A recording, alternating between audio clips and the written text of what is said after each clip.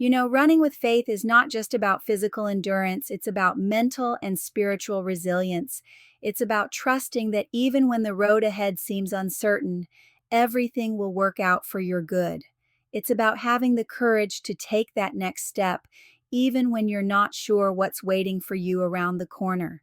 And that's exactly what I want to talk about today: how to cultivate that kind of faith in our everyday lives, especially when we're faced with challenges and difficult decisions. But before we dive in, I want to acknowledge that maintaining faith can be tough, especially when life gets hard. It's easy to get discouraged, to doubt, and to feel like giving up. We've all been there, wondering if our prayers are being heard, if our efforts are futile, and if we're just not good enough. We start to question whether our faith is truly making a difference in our lives. I know I've been there, and it's a difficult place to be. When we're faced with uncertainty and fear, it's natural to let our doubts and worries take over. We start to focus on the problem rather than the solution, and before we know it, our faith starts to wane. We begin to wonder if we're just not cut out for this whole faith thing, if we're just not good enough, or if we're simply doing it all wrong. It's a vicious cycle, and it's one that I've found myself in more times than I can count. But here's the thing: our struggles don't define our faith. It's not about being perfect, it's about being persistent. It's about choosing to believe even when we don't understand, even when we can't see the way forward, and even when it feels like everything is falling apart. It's about trusting that God is working behind the scenes, even when we can't see Him. I want to share with you a story that has always inspired me. A few years ago, I was going through a tough time in my life. I had lost my job, I was struggling with anxiety, and I felt like I was at a dead end.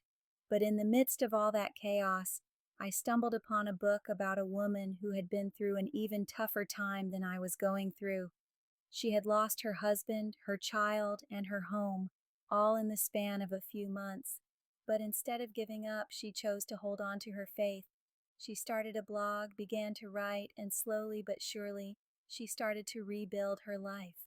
Her story inspired me to do the same. I started writing, I started praying, and I started seeking God in a way that I never had before.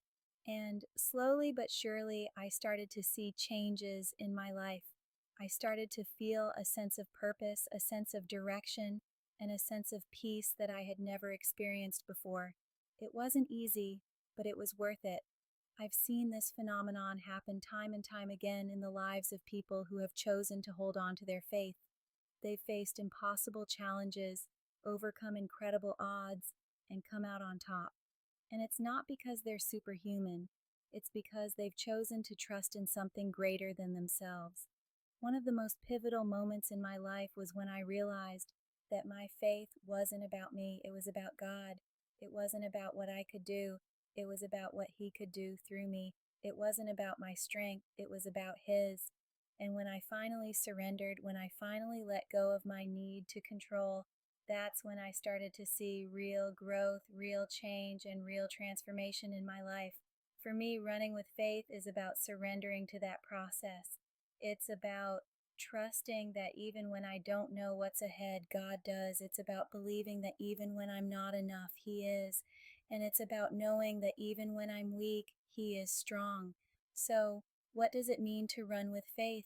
It means trusting that God has a plan for your life, even when you can't see it.